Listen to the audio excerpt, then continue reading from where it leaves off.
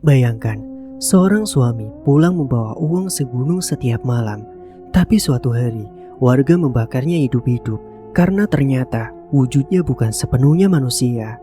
Di tengah lapangan desa yang gelap, kobaran api membumbung tinggi menerangi puluhan wajah warga yang dipenuhi amarah. Di dalam tumpukan kayu yang terbakar, seekor babi hitam raksasa meronta sambil mengeluarkan suara mengerikan. Namun perlahan bentuk tubuhnya berubah hingga tampak sosok manusia hangus yang masih bergerak di antara nyala api sembari berteriak kesakitan. Sebelum Mang Ripan mulai cerita selengkapnya, tekan dulu tombol subscribe dan jangan lupa tinggalkan absen di kolom komentar. Dan tak usah lama-lama, langsung saja kita bahas tuntas cerita kali ini. Selamat mendengarkan. Sore itu, langit tampak mendung menggantung di atas desa kecil yang dikelilingi hamparan sawah dan kebun jati. Angin berembus pelan, membawa debu dari jalan tanah yang membelah pemukiman warga. Di ujung desa, berdiri sebuah rumah kayu tua yang dindingnya sudah mulai lapuk dimakan usia. Atapnya bocor di beberapa bagian. Halaman di depannya dipenuhi dengan rumput liar, sementara pagar bambunya telah banyak yang patah. Rumah itu adalah milik Arman dan Sri, pasangan suami istri yang selama bertahun-tahun hidup dalam kesulitan tanpa pernah benar-benar keluar dari lingkaran kemiskinan. Arman sebenarnya bukan pria pemalas. Sejak muda, dia dikenal sebagai pekerja keras yang mau melakukan pekerjaan apa saja demi mendapatkan uang. Kadang dia menjadi buruh panen di sawah milik orang lain. Jika musim panen berakhir, dia ikut mengangkut pasir dari sungai. Saat tidak ada pekerjaan, dia membantu memperbaiki pagar atau membersihkan kebun milik warga yang membutuhkan tenaga tambahan. Namun anehnya, setiap kali dia mulai mengumpulkan sedikit uang, selalu saja ada musibah yang datang. Pernah sepeda motornya rusak dan membutuhkan biaya besar untuk perbaikan. Pernah pula ibunya jatuh sakit, sehingga seluruh tabungannya habis untuk biaya pengobatan. Hidupnya seperti berjalan di tempat. Sri pun mengalami hal yang sama. Sebagai seorang istri, dia berusaha membantu dengan membuat gorengan untuk dititipkan ke warung-warung. Namun hasilnya tidak seberapa. Setiap hari mereka hanya mampu memenuhi kebutuhan dasar. Bahkan seringkali mereka harus berutang beras kepada tetangga karena penghasilan Arman tidak cukup sampai akhir bulan. Sayangnya, kemiskinan bukanlah satu-satunya beban yang harus mereka tanggung. Di desa itu, lidah manusia seringkali lebih tajam daripada pisau. Saat Sri berjalan menuju sumur untuk membawa ember plastik yang warnanya telah memudar, beberapa ibu-ibu yang sedang mencuci pakaian mulai berbisik-bisik sambil melirik ke arahnya. Itu bukannya Sri ya? Iya bener. Kasihan sih, kasihan ya. Tapi suaminya juga bagaimana? Kerja tiap hari kok hidupnya begitu-begitu aja. Iya tuh, anaknya Bu Lastri aja yang paling bungsu sudah punya mobil sekarang. Sedangkan Sri, dia masih tinggal di rumah reot itu. Sindir mereka sambil tertawa kecil. Sri mendengar semuanya. Setiap kata terasa seperti duri yang menancap ke dadanya. Namun dia hanya menunduk dan berpura-pura tidak mendengar. Dia sudah terlalu sering menjadi bahan pembicaraan. Saat pulang ke rumah, langkahnya terasa berat. Ember yang dibawanya seolah bertambah berat bersama dengan beban yang memenuhi pikirannya. Sesampainya di rumah, dia melihat Arman sedang memperbaiki kursi bambu yang salah satu kakinya patah. "Ada apa, Dek?" tanya Arman melihat wajah istrinya murung. Sri menggeleng pelan. "Gak apa-apa, Mas."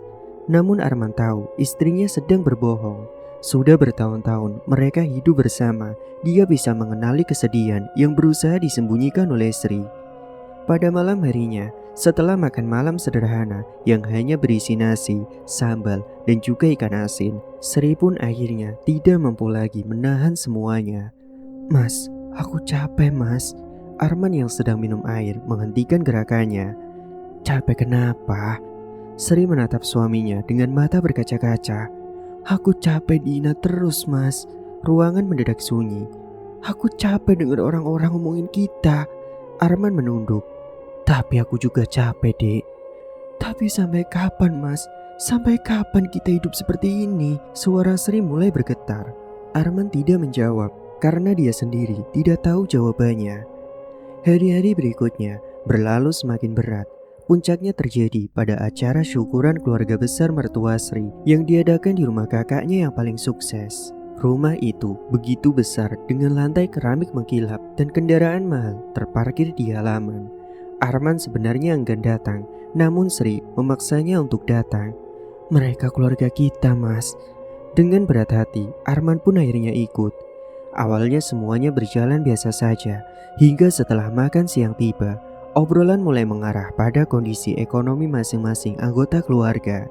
Kakak iparnya bercerita tentang usaha barunya, sepupu-sepupu Sri membahas investasi dan juga pembelian tanah. Lalu seorang bertanya kepada Arman, "Kalau kamu sekarang kerja apa, Man?" Arman tersenyum tipis. "Aku masih serabutan." "Masih?" Nada suaranya terdengar meremehkan. Beberapa orang mulai saling pandang. "Bukankah sudah bertahun-tahun kan?" Terdengar tawa kecil dari beberapa orang. Arman mulai merasa tidak nyaman. Namun yang paling menyakitkan datang dari ayah mertuanya sendiri. Pria tua itu menghela napas panjang sambil menggeleng. "Maaf ya, Man, aku tuh cuma heran." Arman diam. "Kamu ini laki-laki, masa istri kamu dibiarkan hidup susah terus sih?" Suasana langsung berubah canggung. Sri menundukkan kepala. "Aku tuh malu, Man, kalau ada seseorang yang tanya keadaan anakku." Kalimat itu menghantam Arman lebih keras daripada pukulan apapun. Belum sempat dia menjawab, seorang lain ikut menimpali. "Kalau memang gak sanggup, ya cari cara lain, jangan cuma pasrah." Tawa kembali terdengar, kali ini lebih keras. Arman merasakan wajahnya begitu panas, tangannya mengepal kuat di bawah meja. Namun dia tetap diam, karena tidak ada yang bisa dia katakan. Dia memang miskin, dia memang gagal. Setidaknya itulah yang mereka pikirkan. Arman dan Sri pun pulang sebelum acara selesai. Sepanjang perjalanan, tidak ada satu kata pun yang keluar dari mulut mereka. Hanya suara jangkrik malam dan langkah kaki yang menemani perjalanan pulang menuju rumah sederhana milik mereka berdua. Sesampainya di rumah, Sri pun tiba-tiba menangis. Tangis yang selama ini dia tahan akhirnya pecah seketika. "Aku malu, Mas." Arman memejamkan mata. "Jangan mulai lagi, Dek." "Tapi aku malu, Mas." Sri menangis semakin keras. "Aku capek dibanding-bandingkan terus. Aku capek dianggap keluarga gagal." "Aku juga capek," bentak Arman tiba-tiba. Sri pun terdiam. Untuk pertama kalinya setelah bertahun-tahun menikah, Arman baru saja membentaknya. "Apa kau pikir aku tidak berusaha?" "Aku tidak bilang begitu, Mas." "Lalu apa? Apa yang harus kulakukan lagi?" Arman berdiri, napasnya memburu. "Aku sudah kerja siang malam, tapi hasilnya mana, Mas? Hasilnya selalu tidak ada." Kalimat itu meluncur begitu saja dari mulut Sri, dan sesaat setelah mengatakannya, dia langsung menyesal. Namun semuanya sudah terlambat. Arman terlanjur membeku, matanya memandang kosong ke arah dinding. Karena jauh di dalam hatinya, itulah ketakutan terbesar yang selalu dia sembunyikan, bahwa semua usaha yang dia lakukan memang tidak menghasilkan apa-apa. Malam pun semakin larut. Sri tertidur dalam keadaan menangis, sementara Arman duduk sendirian di teras rumah, ditemani lampu minyak yang nyalanya mulai redup.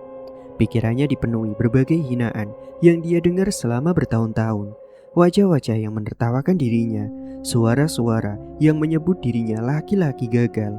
Tiba-tiba dia teringat sebuah cerita yang pernah didengarnya beberapa minggu lalu dari seorang pemabuk di warung kopi, yakni sebuah rumor tentang seorang dukun tua yang tinggal di pinggir hutan jati.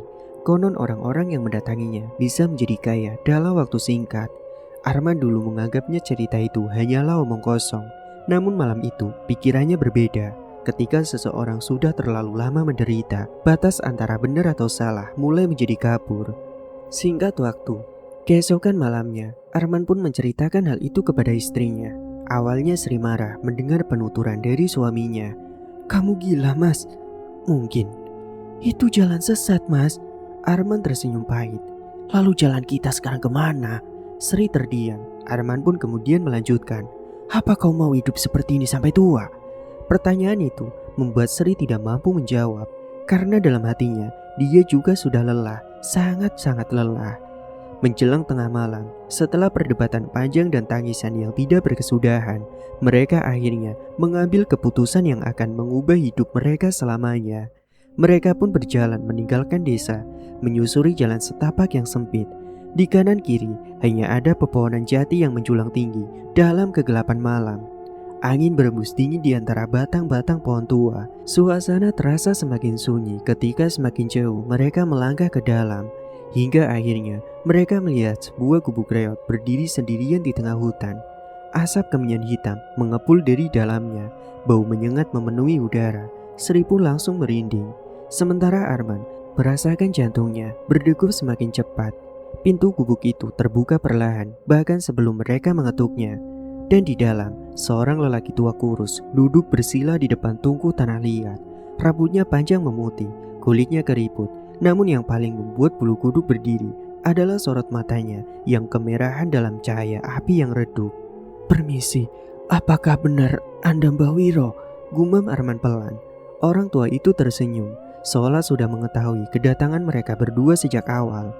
"Aku tahu, kalian datang karena ingin kaya kan?" Bukan pertanyaan, melainkan pernyataan. Sri langsung menunduk, sementara Arman langsung mengangguk pelan. Mbak Wiro tertawa lirih, tawa yang membuat suasana terasa semakin dingin.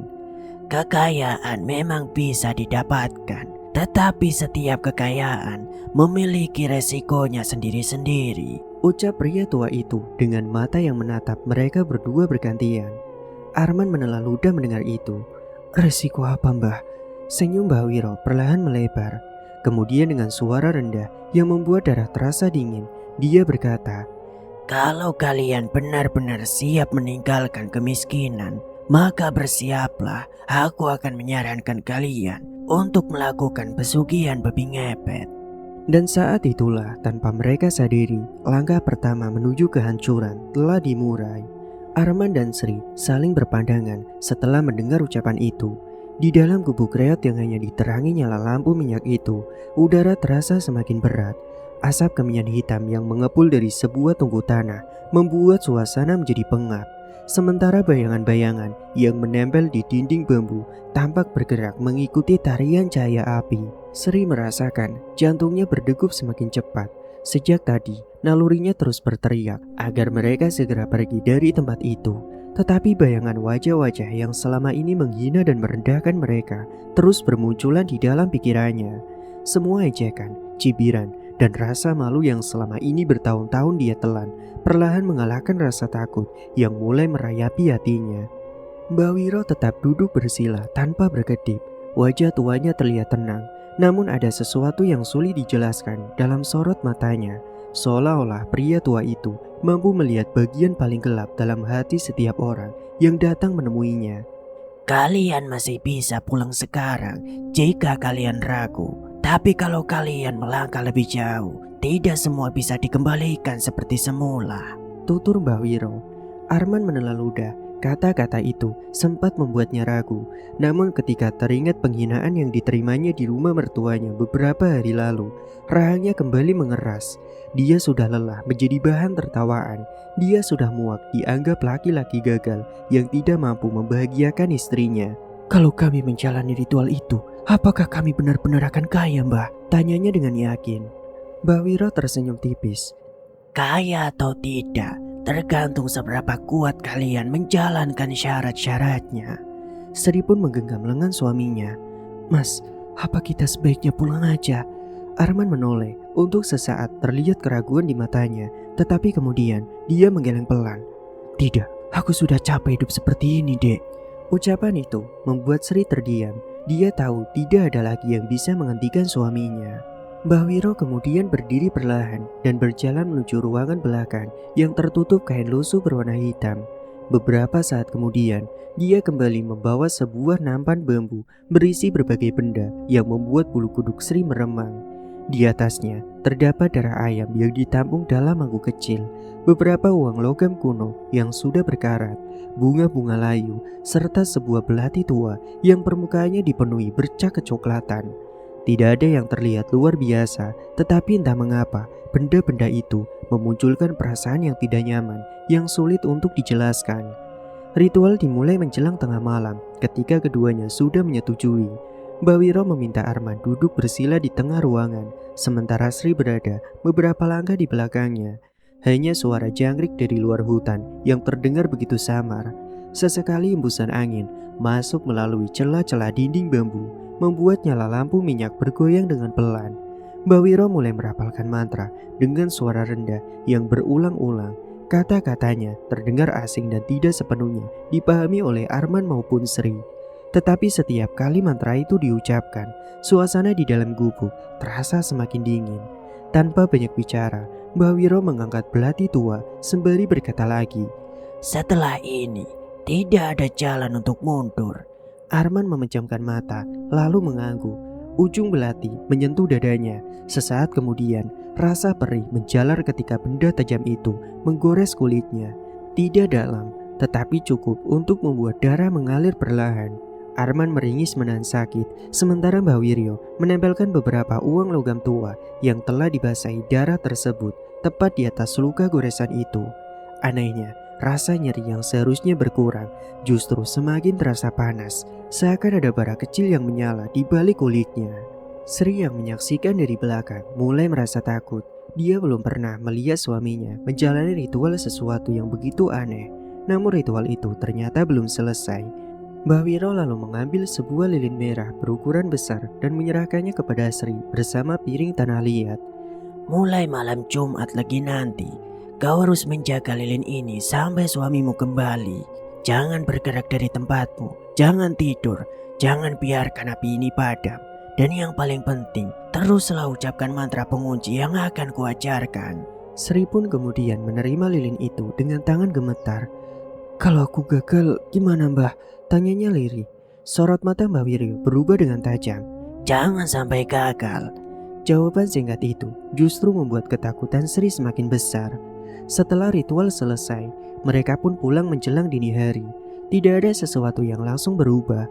Rumah mereka tetap sama, kehidupan mereka masih juga sama, dan kantong mereka juga masih kosong.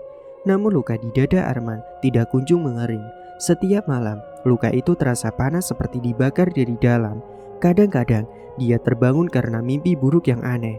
Dalam mimpinya, dia berlari di tempat gelap dengan tubuh yang terasa berat, sementara suara dengusan terus terdengar di telinganya. Singkat waktu, hari-hari berlalu hingga akhirnya malam Jumat lagi pertama tiba. Sejak sore, perasaan gelisah terus menghantui Sri. Langit tampak mendung meskipun tidak ada hujan. Angin berembus pelan, membawa hawa dingin yang tidak biasa. Setelah matahari tenggelam, Arman mulai terlihat berbeda. Wajahnya pucat dan tubuhnya berkeringat meski udara malam cukup sejuk. Luka di dadanya kembali terasa panas hingga membuatnya beberapa kali meringis kesakitan. Mas, mungkin kita masih bisa berhenti mas, kata Sri pelan. Arman menggeleng pelan. Sudah terlambat dek, tidak ada jalan untuk mundur. Menjelang tengah malam, mereka pun mulai menjalankan petunjuk dari Mbak Wiro. Sri pun duduk bersila di depan pintu dapur.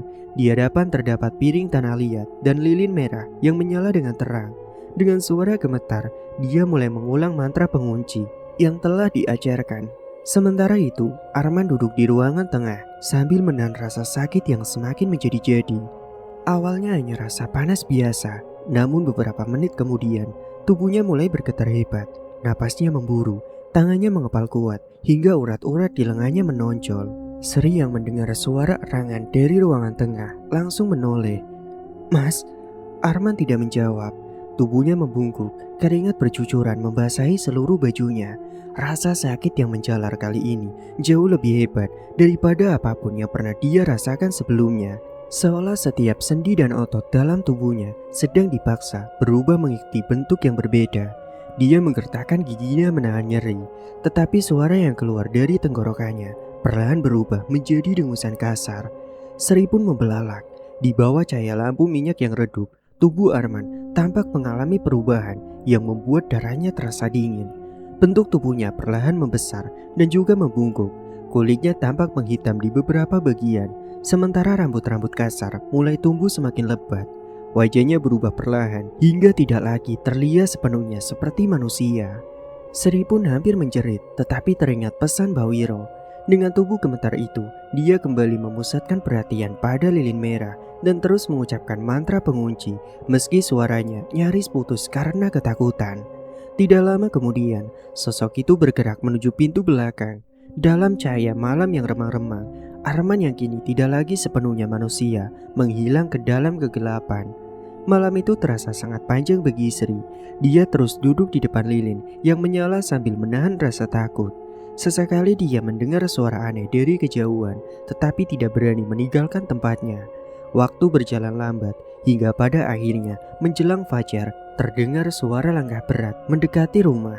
Sri pun menahan napas. Beberapa detik kemudian, sosok Arman muncul kembali. Tubuhnya pun perlahan kembali bentuk semula, meskipun wajahnya masih terlihat pucat dan kelelahan. Namun yang membuat Sri terdiam bukanlah kondisi suaminya, melainkan kantung kain yang dibawanya. Saat dibuka, isinya penuh dengan uang. Lembar demi lembar uang dalam jumlah yang belum pernah mereka miliki sebelumnya memenuhi meja kayu kecil di rumah itu. Sri memandang tumpukan tersebut dengan mata tidak percaya. Tangannya bahkan gemetar saat menyentuhnya. Ini semua milik kita, Mas," bisiknya pada Arman. Arman pun mengangguk pelan. Meski tubuhnya masih lemas, senyum perlahan muncul di wajahnya. Untuk pertama kalinya setelah bertahun-tahun hidup dalam kesulitan, dia merasakan sesuatu yang hampir terlupakan, yakni harapan. Hari-hari berikutnya menjadi awal perubahan besar dalam hidup mereka. Utang mulai dibayar, kebutuhan rumah tangga tidak lagi menjadi masalah, dan untuk pertama kalinya mereka bisa membeli beras tanpa harus berhutang kepada siapapun. Sementara Sri masih dihantui ketakutan setiap kali mengingat apa yang dilihatnya malam itu. Tetapi setiap kali melihat uang yang terus bertambah, rasa takut tersebut perlahan bercampur dengan rasa lega.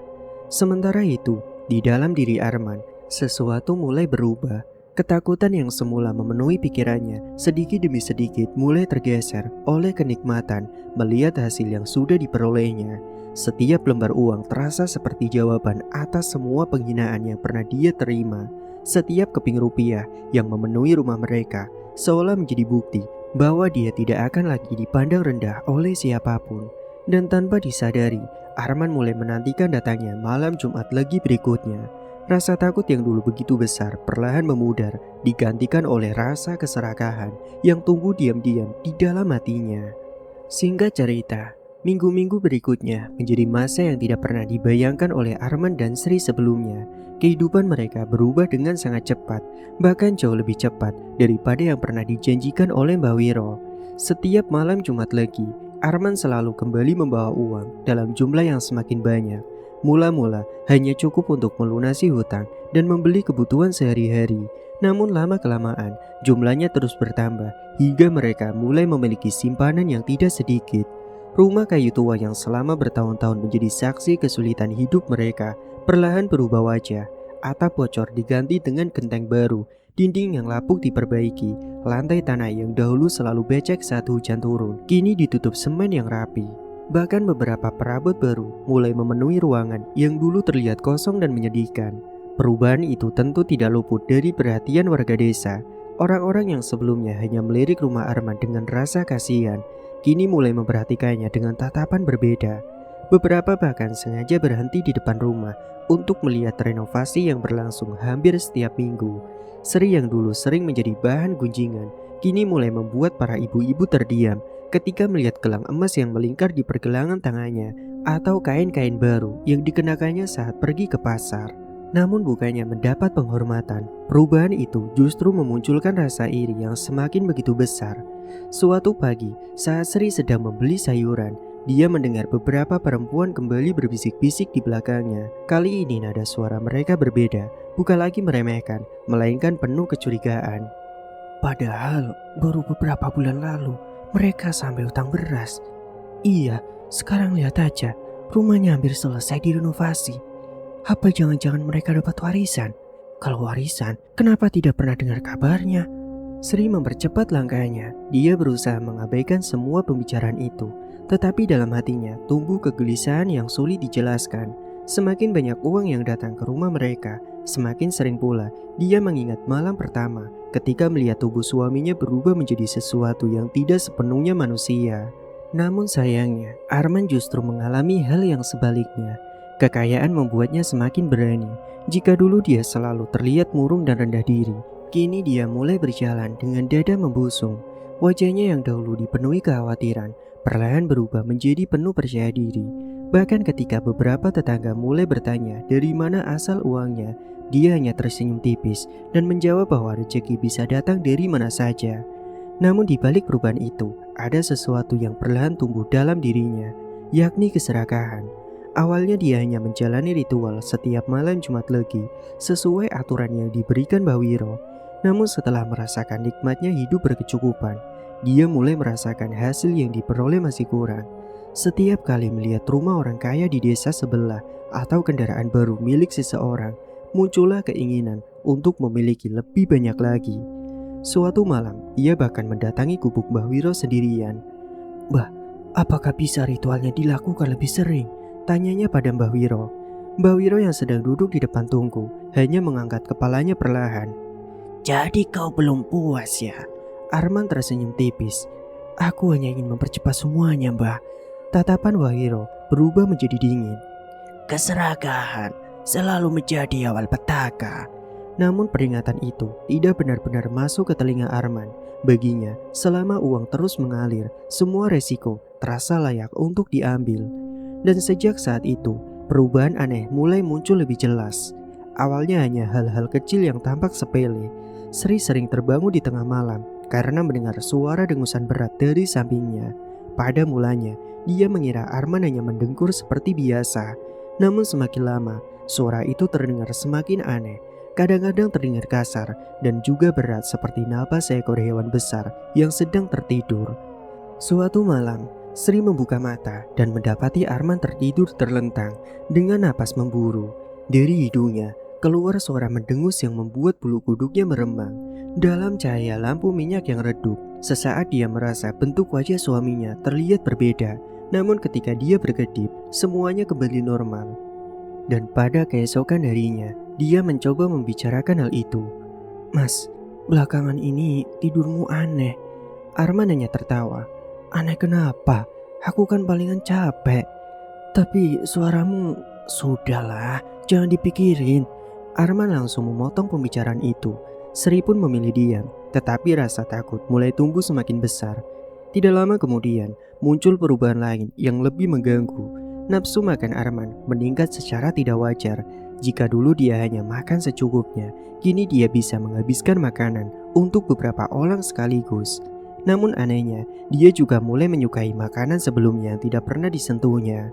Beberapa kali, Sri mendapati suaminya memakan daging yang bahkan belum matang sempurna. "Kenapa tidak dimasak dulu sih, Mas?" tanya Sri suatu sore. Arman hanya mengangkat bahu. "Begini lebih enak, Dek." Jawaban itu membuat Sri kehilangan selera makan. Yang paling membuatnya takut terjadi beberapa minggu kemudian. Saat itu Arman sedang mencuci muka di depan cermin tua yang tergantung di kamar. Ketika dia mengangkat kepala, dia mendadak membeku. Bayangannya terlihat samar, tidak hilang sepenuhnya, tetapi jauh lebih kabur dibandingkan benda-benda lain yang terpantul di permukaan cermin. Arman langsung mengucek mata. Bayangan itu kembali terlihat normal. Namun sejak hari itu, kejadian serupa terus berulang. Semakin sering ritual dilakukan, semakin samar pula pantulan dirinya. Arman berusaha meyakinkan dirinya bahwa itu hanya perasaannya saja. Namun jauh di dalam hati, dia mulai menyadari bahwa ada sesuatu yang perlahan berubah dalam dirinya. Sri melihat semuanya dan ketakutannya mulai tumbuh menjadi penyesalan. Setiap kali duduk sendirian di malam hari, dia teringat ucapan Mbah Wiro saat pertama kali mereka datang ke gubuk itu. Tidak semua hal bisa dikembalikan seperti semula. Kalimat itu kini terus terngiang di kepalanya. "Mas, apakah kita harus berhenti?" tanyanya suatu malam. Arman yang sedang menghitung uang langsung mengangkat kepala. "Apa maksudmu, Dek? Berhenti?" "Iya, Mas." Arman tertawa pendek. "Hah, kau ini bercanda ya?" "Aku serius, Mas." Arman meletakkan uang di atas meja. "Dek, waktu kita miskin, kau menangis setiap malam. Sekarang semua sudah berubah, Dek. Malah kau mau berhenti." Sri menatap suaminya dengan mata berkaca-kaca. "Tapi aku takut, Mas." "Aku tidak." Jawaban itu membuat suasana menjadi hening. Sri pun sadar bahwa pria yang duduk di hadapannya perlahan bukan lagi Arman yang dulu dia kenal. Sementara itu, keadaan di desa mulai berubah. Semakin banyak warga yang mengeluhkan kehilangan uang dan juga perhiasan. Awalnya kejadian itu dianggap pencurian biasa, namun jumlah korbannya terus bertambah dari minggu ke minggu. Namun anehnya, tidak ada tanda-tanda rumah dibobol, pintu terkunci rapat, jendela tidak rusak, namun uang yang disimpan di lemari atau bawah kasur tetap menghilang begitu saja. Kecurigaan mulai menyebar ke seluruh desa. Di warung kopi, di sawah, bahkan di musola, orang-orang mulai membicarakan hal yang sama. Kayaknya ini bukan pencurian biasa. Aku dengar rumah Pak Lurah juga kehilangan uang. Katanya emas milik Bu Rati juga lenyap. Lalu siapa pelakunya? Tidak ada yang tahu. Hingga suatu malam, seorang petani yang pulang terlambat mengaku melihat sesuatu berlari di atas genteng rumah warga. Awalnya tidak ada yang percaya. Namun beberapa hari kemudian, orang lain juga mengaku melihat sosok serupa, yakni seekor babi hitam besar. Tubuhnya jauh lebih besar daripada babi biasa. Matanya merah menyala dan gerakannya sangat cepat. Kabar itu menyebar seperti api yang membakar ladang kering. Pembicaraan tentang pencuri biasa perlahan berubah menjadi pembicaraan tentang babi ngepet. Warga yang semula hanya curiga kini mulai ketakutan. Banyak yang memasang sapu lidi di depan rumah, menggantung jaring ikan di halaman, bahkan menaruh garam di sekitar pintu karena percaya benda-benda itu dapat mengusir makhluk gaib. Namun tetap saja kehilangan harta tetap terjadi. Malam demi malam, minggu demi minggu, hingga akhirnya kesabaran warga benar-benar habis. Dari yang awalnya merasa ketakutan, kini berubah menjadi kemarahan. Pada suatu malam, kepala desa mengumpulkan para lelaki di balai desa. Wajah mereka tampak tegang, sebagian membawa senter, sebagian lagi membawa bambu panjang dan juga alat ronda. Kita tidak bisa membiarkan ini terus terjadi di desa kita. Kalau memang ada pencuri atau apapun itu, kita harus segera menangkapnya, kata kepala desa dengan suara tegas. Semua orang mengangguk setuju. Malam itu juga diputuskan bahwa kelompok ronda khusus akan dibentuk. Mereka akan berjaga bergantian setiap malam, mengawasi setiap sudut desa, dan memburu siapapun yang bertanggung jawab atas rentetan kehilangan yang selama ini menghantui para warga. Tanpa diketahui oleh siapapun yang hadir di balai desa malam itu, keputusan tersebut menjadi awal dari perburuan yang kelak akan mengubah nasib Arman dan juga Sri untuk selamanya. Dan sejak kelompok ronda dibentuk, suasana desa tidak lagi sama seperti biasanya. Setiap malam, suara kentongan terdengar lebih sering daripada sebelumnya. Para lelaki yang biasanya sudah terlelap setelah seharian bekerja, kini justru bergantian berkeliling, membawa senter, bambu, dan berbagai perlengkapan seadanya. Lampu-lampu rumah dibiarkan menyala lebih lama, sementara para pemilik rumah mulai menyimpan uang dan juga perhiasan mereka di tempat-tempat yang dianggap lebih aman. Namun semua usaha itu seolah tidak berarti apa-apa. Kehilangan harta tetap terjadi, bahkan jumlahnya semakin sering dan juga semakin berani. Rumah Pak Wiryo mengalami kehilangan uang tabungan yang disimpan dalam kaleng biskuit tua. Beberapa hari kemudian, emas milik seorang pedagang sembako menghilang tanpa jejak. Minggu berikutnya, giliran seorang peternak sapi yang kehilangan uang hasil penjualan ternaknya. Tidak ada pintu yang rusak, tidak ada jendela yang terbuka dengan paksa. Semua kejadian itu seperti dilakukan oleh sesuatu yang mampu masuk dan juga keluar tanpa meninggalkan jejak sedikit pun. Ketakutan mulai berubah menjadi kemarahan. Di warung kopi, orang-orang tidak lagi membicarakan apakah babi ngepet itu benar-benar ada atau tidak. Kini mereka lebih sibuk membahas bagaimana cara menangkapnya.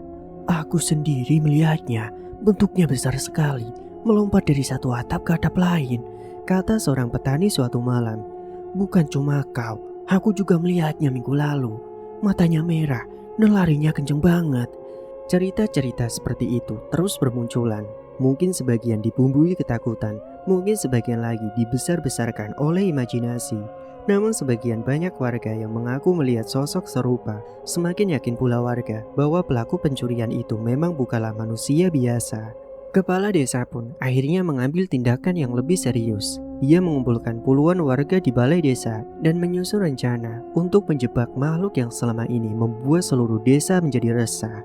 Kita tidak bisa menunggu terus. Kalau memang itu babi ngepet, malam berikutnya kita harus bisa menangkapnya, katanya dengan nada tegas. Rencana pun disusun dengan cermat. Beberapa rumah yang dianggap memiliki banyak uang akan dijadikan umpan. Jalur-jalur yang sering dilalui makhluk itu mulai diawasi. Jaring-jaring besar dipersiapkan. Tombak bambu kuning dibuat oleh para pemuda desa. Bahkan beberapa warga rela tidak tidur selama berhari-hari demi memastikan mereka tidak kehilangan kesempatan ketika makhluk itu muncul lagi. Sementara itu, di rumah yang kini jauh lebih baik daripada beberapa bulan sebelumnya, Sri justru semakin dihantui rasa takut. Semakin banyak kabar tentang ronda dan jebakan yang didengarnya, semakin kuat pula firasat buruk yang muncul di dalam hatinya. Dia tahu semua itu berkaitan dengan Arman. Dia tahu cepat atau lambat sesuatu yang mengerikan akan terjadi. Malam demi malam, ia mencoba membujuk suaminya. "Mas, sudahlah, kita sudah punya uang cukup. Lebih baik kita berhenti aja," katanya suatu malam ketika mereka sedang duduk di ruang tengah. Arman yang sedang menghitung beberapa ikat uang hanya tersenyum tipis. "Cukup menurutmu, belum tentu cukup menurutku, Dek. Kita sudah tidak kekurangan, Mas. Dan aku tidak mau kembali menjadi miskin." Jawaban itu membuat Sri terdiam. Dia merasa seperti berbicara kepada orang yang berbeda. Pria yang dulu begitu sederhana, kini terlihat semakin sulit dikenali. "Tapi kalau mereka menangkapmu bagaimana, Mas?" Arman mengangkat kepala. "Mereka tidak akan bisa." "Kamu terlalu yakin, Mas." Arman tertawa kecil. "Mereka bahkan tidak tahu siapa yang mereka cari, Dek." Namun ucapan itu tidak mampu menghilangkan kegelisahan Sri. Hari yang paling ditakutinya akhirnya datang. Malam Jumat Legi kembali tiba. Sejak sore, langit tampak lebih gelap dari biasanya. Awan tebal mulai menutupi cahaya bulan sehingga desa terlihat muram bahkan sebelum malam benar-benar turun. Angin berembus pelan melewati pepohonan, membawa suasana yang membuat siapapun merasa tidak nyaman. Sri sudah merasa gelisah sejak siang, sementara Arman justru tampak bersemangat. Saat malam semakin larut, dia mulai mempersilahkan diri seperti biasa. Luka lama di dadanya kembali terasa panas. Tubuhnya mulai berkeringat. Namun kali ini dia tidak menunjukkan sedikit pun rasa takut. Namun sebaliknya ada semacam antusiasme yang membuat Sri menjadi semakin cemas. "Jangan pergi malam ini, Mas," kata Sri sambil menahan air mata. Arman tidak menjawab. "Mas, aku mohon." Pria itu berhenti sejenak lalu menoleh. "Kamu itu terlalu banyak berpikir." "Tapi aku punya firasat buruk, Mas." "Sudah terlambat untuk mundur, Dek." Sri pun merasakan dadanya sesak. Dia ingin memaksa suaminya tetap tinggal. Dia ingin menghentikan semuanya malam itu. Namun dia tahu Arman tidak akan mendengarkannya. Tidak lama kemudian, ritual pun dimulai. Sri kembali duduk di depan pintu dapur dengan lilin merah di atas piring tanah liat. Bibirnya mengucapkan mantra pengunci dengan suara bergetar. Sementara di ruangan tengah, tubuh Arman kembali mengalami perubahan yang kini terasa lebih cepat daripada sebelumnya. Dengusan-dengusan kasar mulai memenuhi rumah. Tubuhnya membungkuk, bentuknya berubah, dan tidak lama kemudian sosok hitam besar itu kembali keluar menuju kegelapan malam. Namun kali ini keadaan di luar sangatlah berbeda. Di berbagai sudut desa, warga sudah menunggu. Mereka bersembunyi di balik pagar, di bawah pohon, bahkan di atas gardu ronda. Lampu dimatikan agar jebakan terlihat alami. Semua orang menahan napas, menunggu kemunculan makhluk yang selama ini hanya menjadi cerita dari mulut ke mulut. Hingga pada akhirnya, seseorang melihat bayangan hitam bergerak di atas deretan genteng. "Itu dia," bisik seorang warga. Dalam hitungan detik, kabar itu pun menyebar ke yang lainnya. Para penjaga langsung bersiaga. Sosok hitam itu bergerak cepat melewati beberapa rumah sebelum akhirnya mengarah ke rumah kepala desa yang memang sengaja dijadikan umpan malam itu. Di dalam rumah tersebut telah disimpan sejumlah uang dalam tempat yang mudah ditemukan. Bagi Arman semuanya tampak normal. Dia tidak menyadari bahwa puluhan pasang mata sedang mengawasinya. Begitu memasuki area rumah kepala desa, langkahnya mulai melambat. Insting aneh sempat muncul di dalam dirinya, seolah ada sesuatu yang tidak beres. Namun keserakahan membuatnya mengabaikan perasaan itu. Beberapa detik kemudian, jebakan pun dijalankan. Jaring besar yang telah dipasang dari atas langsung dijatuhkan. Arman terkejut. Tubuh jelmaannya mencoba menghindar, tetapi sebagian badannya sudah terbelit dengan tali. Suara teriakan langsung menggema. "Tangkap dia! Bunuh babi ngepet itu!" Dalam sekejap, suasana desa berubah menjadi kacau. Arman berhasil merobek sebagian jaring dan melarikan diri. Namun kini seluruh warga mengejarnya. Senter-senter menyala dari berbagai arah. Suara langkah kaki dan teriakan memenuhi malam yang sebelumnya sunyi. Kejar-kejaran berlangsung sepanjang jalan desa. Arman berlari melewati pematang sawah, melompati parit, dan menerobos semak-semak. Tubuhnya yang besar membuat tanah basah berhamburan di belakangnya. Namun jumlah warga yang mengejar terlalu banyak. Setiap kali dia berhasil lolos dari satu kelompok, kelompok lain sudah menunggu di depan. Keringat bercampur lumpur menempel di seluruh tubuh jelmaannya. Napasnya semakin berat. Untuk pertama kalinya sejak menjalani pesugihan itu, Arman merasakan ketakutan yang luar biasa. Sementara di rumah, Sri tiba-tiba merasakan sesuatu yang tidak biasa. Nyala lilin merah di depannya bergoyang keras meski tidak ada angin. Api itu mengecil, membesar, lalu kembali mengecil. Jantung Sri berdegup dengan kencang. Ada apa sebenarnya? Bisiknya khawatir. Sementara itu di luar desa, pengejaran akhirnya mencapai puncaknya. Arman yang kelelahan masuk ke area lapangan terbuka. Dan dari segala arah, warga mulai mengepungnya. Jaring lain dilemparkan. Kali ini tubuhnya tidak mampu menghindar. Dia pun terjatuh. Puluhan warga langsung menyerbu. Teriakan kemarahan menggema di mana-mana. Itu dia pencurinya. Hajar, jangan sampai lepas. Dalam amarah yang telah menumpuk selama berbulan-bulan, warga tidak lagi berpikir jernih. Mereka hanya melihat makhluk itu dianggap telah merugikan seluruh desa. Pukulan demi pukulan menghantam tubuh babi hitam itu. Bambu dan kayu berayun dari berbagai arah. Arman berusaha melarikan diri, tetapi tenaganya terus melemah. Tidak seorang pun mengetahui bahwa di balik wujud mengerikan itu terdapat seorang manusia yang pernah hidup bersama mereka. Tidak ada seorang pun yang menyadari bahwa makhluk yang mereka pukuli adalah Arman. Pria yang selama ini mereka kenal, pria yang dulu sering membantu panen, pria yang pernah duduk bersama mereka di warung kopi. Malam itu kemarahan telah membutakan segalanya. Ketika tubuh babi hitam itu akhirnya tidak lagi bergerak, warga masih belum merasa puas. Mereka ingin memastikan kalau makhluk tersebut tidak akan pernah kembali. Atas perintah beberapa tokoh desa, kayu-kayu dikumpulkan di tengah lapangan. Tubuh babi itu diikat, lalu diseret ke sana. Api pun mulai dinyalakan. Nyala kecil perlahan membesar. Warga kembali mengelilinginya. Dengan wajah tegang, sebagian merasa lega, sebagian masih dipenuhi amarah. Sementara dari kejauhan, Sri yang akhirnya menyusul setelah mendengar keributan hanya bisa membeku ketika melihat kobaran api yang mulai membesar di tengah lapangan desa. Dan tanpa seorang pun menyadarinya, tubuh babi ngepet yang terbakar di dalam kobaran api itu perlahan mulai mengalami perubahan yang jauh lebih mengerikan daripada apapun yang pernah mereka bayangkan. Api yang semula hanya membakar tumpukan kayu perlahan membesar menjadi kobaran yang menjulang tinggi di tengah lapangan desa itu. Lidah-lidah api menari liar di terpa angin malam, menerangi wajah-wajah warga yang berdiri mengelilinginya. Sebagian besar masih dipenuhi kemarahan karena merasa harta mereka telah dirampas selama berbulan-bulan. Sebagian lainnya hanya ingin memastikan makhluk yang mereka yakini sebagai babi ngepet itu benar-benar musnah. Asap tebal membubung ke udara, membawa bau hangus yang membuat beberapa orang menutup hidung mereka. Di tengah kobaran itulah, tubuh makhluk hitam besar yang telah mereka tangkap perlahan mulai kehilangan bentuknya. Awalnya tidak ada yang menyadari keanehan itu. Namun setelah beberapa saat, seorang warga yang berdiri paling depan tiba-tiba mengernyitkan dahi. Bentuk tubuh yang terbakar di tengah api terlihat berbeda daripada sebelumnya. Tubuh babi yang besar itu seolah menyusut secara perlahan. Kakinya tampak memanjang, punggungnya tidak lagi membulat seperti hewan. Warga itu sempat mengucek mata, mengira pandangannya terganggu oleh asap. Namun ketika dia melihat lagi, rasa dingin langsung menjalar di seluruh tengkuknya. Itu, gumamnya pelan. Ada apa?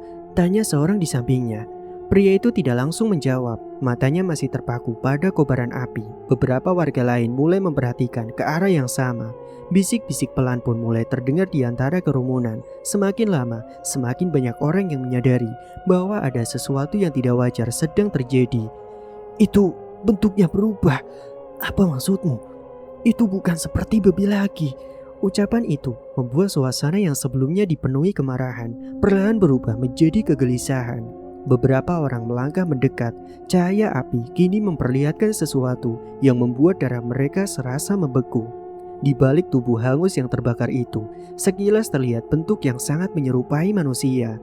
Sebagian wajahnya sudah tidak bisa dikenali karena terbakar, tetapi bentuk tangan, dada, dan kepalanya jelas bukan lagi tubuh seekor hewan. Sontak kerumunan pun mendadak sunyi. Tidak ada yang berbicara selama beberapa detik, seolah seluruh desa kehilangan suara pada saat yang bersamaan. Ya Tuhan, bisik seorang pria tua. Wajah-wajah semula penuh amarah berubah menjadi pucat. Mereka mulai saling memandang dengan tatapan bingung dan ketakutan. Tidak ada yang berani mendekat lebih jauh. Tidak ada pula yang berani mengatakan apa yang sedang mereka pikirkan. Namun jauh di dalam hati mereka muncul kesadaran mengerikan bahwa makhluk yang selama ini mereka buru mungkin bukan sekedar siluman. Di balik kobaran api itu mungkin terdapat seorang manusia. Sementara itu, di tepi lapangan yang remang-remang, Sri berdiri dengan tubuh gemetar. Sejak tiba beberapa menit sebelumnya, dia tidak mampu bergerak. Kaki terasa lemas saat melihat tubuh yang terbakar di tengah kerumunan. Kakinya terasa lemas saat melihat tubuh yang terbakar di tengah kerumunan. Namun ketika bentuk manusia mulai terlihat jelas di balik kobaran api, seluruh pertahanan yang tersisa di dalam dirinya runtuh seketika. Mas Arman. Suara itu keluar seperti bisikan yang nyaris tidak terdengar. Matanya membelalak, napasnya tercekat, tubuhnya bergoyang seakan kehilangan keseimbangan. Kali ini, dia berteriak dengan keras. Suaranya terdengar lebih keras. Beberapa warga menoleh ke arahnya, namun Sri sudah tidak memperdulikan siapapun lagi. Air matanya mengalir deras di pipinya. Dia ingin berlari mendekat, dia ingin menyelamatkan suaminya, namun semua sudah terlambat. Api telah melakukan tugasnya dan nasib yang selama ini mereka coba hindari akhirnya terjadi. Jeritan Sri memecah keheningan malam itu. Jeritan panjang yang dipenuhi rasa sakit, penyesalan, dan juga keputusasaan. Suara itu menggema di seluruh lapangan hingga membuat sebagian warga merinding. Beberapa perempuan mulai menangis. Sebagian lelaki hanya menundukkan kepala karena mulai memahami kenyataan yang sebenarnya. Mereka akhirnya tahu siapa sosok di balik siluman babi ngepet itu. Arman telah mati, bukan sebagai orang kaya, bukan sebagai orang yang berhasil membalas hinaan dunia, melainkan sebagai seorang yang kehilangan dirinya sendiri karena memilih jalan yang salah. Malam itu tidak ada yang benar-benar merayakan berakhirnya teror babi ngepet. Yang tersisa hanyalah rasa takut dan juga penyesalan. Dan singkat waktu, menjelang fajar, Sri pun berjalan pulang sendirian dengan langkah sempoyongan. Wajahnya kosong, air matanya bahkan sudah tidak lagi mengalir. Dia berjalan melewati jalan desa yang sepi tanpa memperhatikan orang-orang yang memandangnya dari kejauhan. Pikirannya dipenuhi bayangan suaminya yang terbakar hidup-hidup di depan matanya. Sesampainya di rumah, dia mendorong pintu dengan tangan gemetar. Rumah yang selama beberapa bulan terakhir menjadi simbol keberhasilan mereka kini terasa asing, sunyi, dingin dan juga kosong. Sri pun melangkah masuk ke ruang tengah. Pandangannya langsung tertuju pada lemari tempat mereka menyimpan uang hasil pesugihan. Dengan napas tidak teratur, dia membuka pintu lemari itu, lalu membeku. Uang yang selama ini memenuhi rak-rak kayu sudah tidak ada. Yang tersisa hanyalah tumpukan daun-daun kering. Sri pun mengedipkan mata berkali-kali. Dia mengira dirinya sedang berhalusinasi. Namun ketika dia memeriksa lemari lain, hasilnya tetap sama. Perhiasan emas yang dahulu membuat para tetangga iri telah berubah menjadi batu-batu kerikil yang kusam. Tumpukan uang berubah menjadi sobekan kertas bekas yang lembab dan berbau apek. Tidak ada satupun kekayaan yang tersisa, tidak ada. Sri terduduk di lantai, tubuhnya bergetar hebat. Dia mulai tertawa, awalnya pelan, kemudian semakin keras. Tawa yang terdengar jauh lebih menyeramkan daripada tangisan. Beberapa saat kemudian, tawanya berubah menjadi isak yang tidak beraturan. Dia menangis, lalu tertawa lagi, kemudian menangis lagi. Pikirannya tidak lagi mampu menerima kenyataan yang terjadi. Dalam satu malam, dia kehilangan semuanya. Suaminya, hartanya, dan juga masa depannya, dan mungkin juga kewarasannya. Hari mulai terang ketika beberapa warga datang ke rumahnya.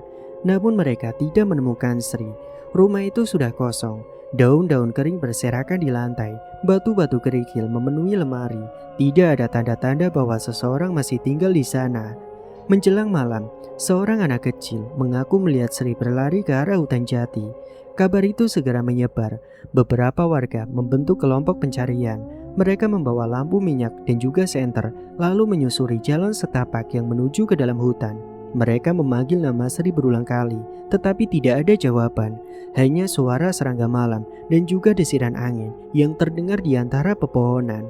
Pencarian berlangsung hingga larut malam, namun Sri tidak pernah ditemukan.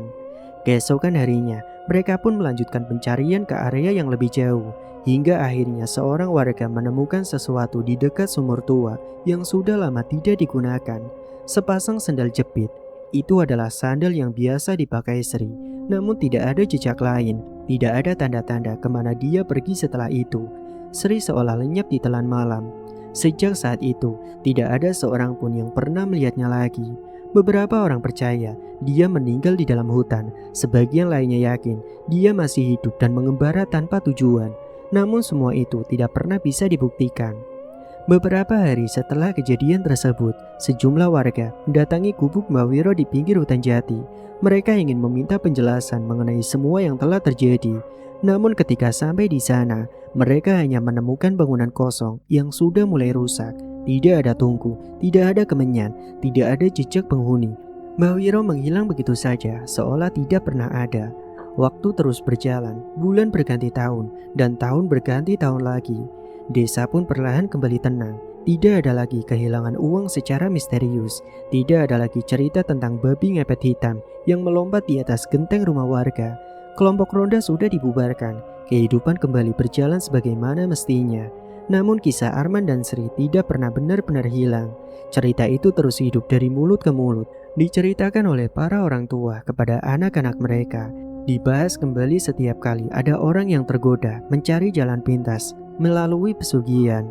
Rumah bekas milik Arman dan Sri akhirnya dibiarkan kosong selama bertahun-tahun. Tidak ada yang mau menempatinya. Sebagian warga mengaku merasa tidak nyaman setiap kali melewati rumah itu pada malam hari. Bukan karena melihat sesuatu yang menyeramkan, melainkan karena tempat itu mengingatkan mereka pada sebuah tragedi yang pernah terjadi di desa mereka.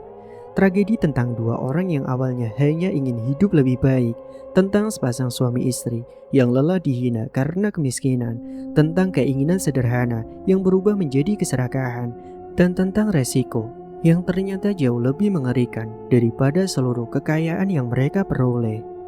Karena pada akhirnya, jalan pintas menuju harta memang bisa terlihat mudah dan menggiurkan, namun setiap jalan yang dibangun di atas keserakahan selalu mempunyai resiko yang sangat mengerikan. Dan ketika saat pesugihan itu tiba, yang hilang bukan hanya uang atau benda berharga, melainkan hidup, keluarga, dan juga masa depan yang tidak akan pernah bisa kembali. Dan begitulah akhir dari kisah Arman dan Sri kali ini. Terima kasih bagi kalian yang sudah menyimak cerita dari awal sampai selesai. Mari mendoakan semoga rezeki kalian lancar selalu dan selalu diberikan kemudahan dalam setiap urusan. Dan sampai jumpa lagi di cerita lainnya yang akan Mang Ripan bawakan. Mang Ripan pamit dulu. Wassalamualaikum warahmatullahi wabarakatuh.